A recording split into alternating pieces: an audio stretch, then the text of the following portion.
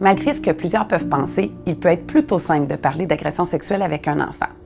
Il suffit d'être à l'aise d'aborder le sujet avec lui, de respecter son rythme, de faire preuve d'ouverture, de tenir compte des gestes d'agression sexuelle qu'il a subis lorsqu'on les connaît et de respecter son niveau de développement psychosexuel. Tiens, Zach, tu peux t'installer là, sur la petite chaise verte. Je vais m'installer à côté de toi. Alors, comment ça va cette semaine? Bien. Oh, t'as pas de l'air sûr. Est-ce que ça se peut que c'est parce que je t'avais dit qu'aujourd'hui, on parlerait d'agression sexuelle? Comment tu te sens par rapport à ça? Je me sens gênée. Tu te sens gênée? Bien, c'est normal que tu te sentes gênée. Puis les autres enfants que je rencontre, eux aussi, ils se sentent gênés. Mais souvent, à la fin de la rencontre, ils se rendent compte que c'était beaucoup plus facile qu'ils pensaient. Fait qu'aujourd'hui, il y a 2 choses que j'aimerais qu'on fasse ensemble. La première, c'est qu'on va regarder des images ensemble pour un petit peu se rappeler la définition de l'agression sexuelle. OK? Donc, qu'est-ce que c'est ça? Une main. C'est une main. Il y a des gestes d'agression sexuelle qui impliquent les mains. Est-ce que tu en connais? Quand un adulte touche les parties intimes d'un enfant. Oui, tu as raison. Si un adulte touche les parties sexuelles d'un enfant ou demande à l'enfant de toucher ses parties sexuelles, c'est une agression sexuelle. Ici? Les yeux. Ben oui, des yeux. Est-ce que tu en connais des gestes d'agression sexuelle qui impliquent les yeux?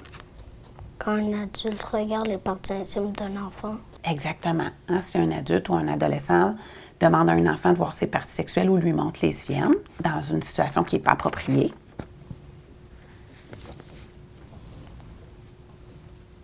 Qu'est-ce que c'est ça? Une bouche. Une bouche. Il y a des gestes d'agression sexuelle qui impliquent la bouche. Est-ce que tu en connais?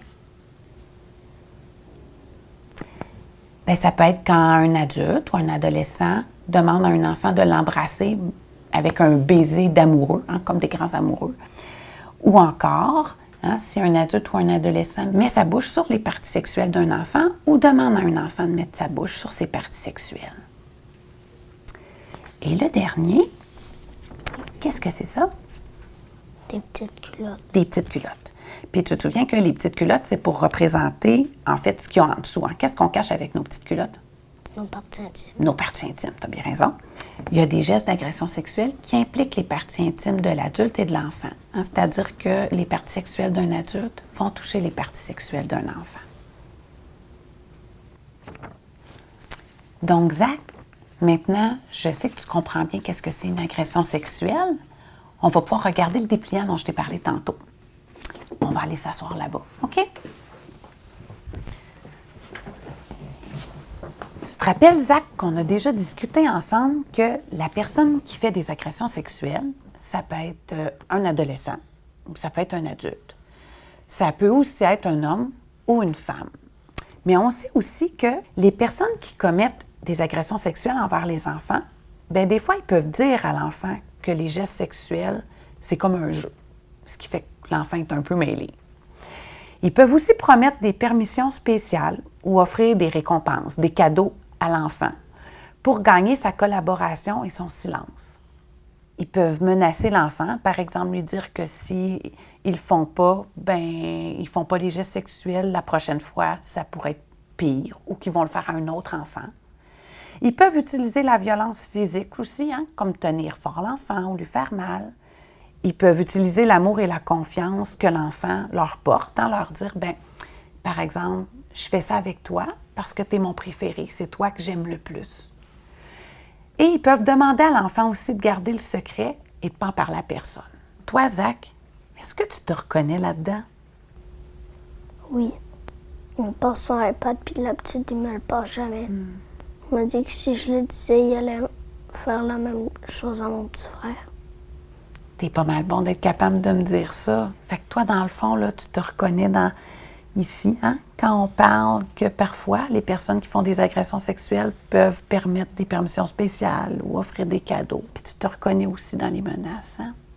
Puis tu sais qu'il y a des enfants pour qui c'est long, hein, avant qu'ils dévoilent une agression sexuelle.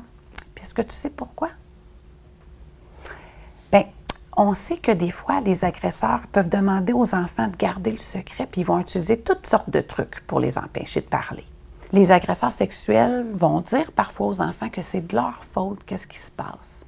Ou l'enfant va penser que c'est de sa faute, même si personne ne lui a dit ça. Des fois, les agresseurs sexuels vont aussi menacer les enfants de leur faire mal, s'ils parlent de ce qui se passe, ou encore de faire mal à leur famille. Ou encore, ils peuvent leur faire croire que personne va les croire s'ils dévoilent une agression sexuelle.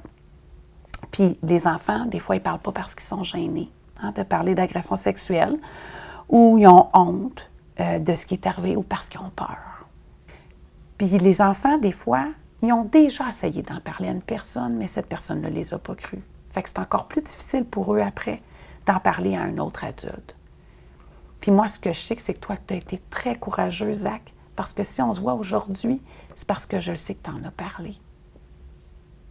Je ne l'ai pas dit à ma mère parce que je pensais qu'elle allait me chicaner. Puis mon demi-frère, il me disait de ne pas en parler. C'est pour ça que ça a été un petit peu plus long avant que tu en parles, mais tu as fini par être capable de le faire. Je suis contente parce que j'ai été capable.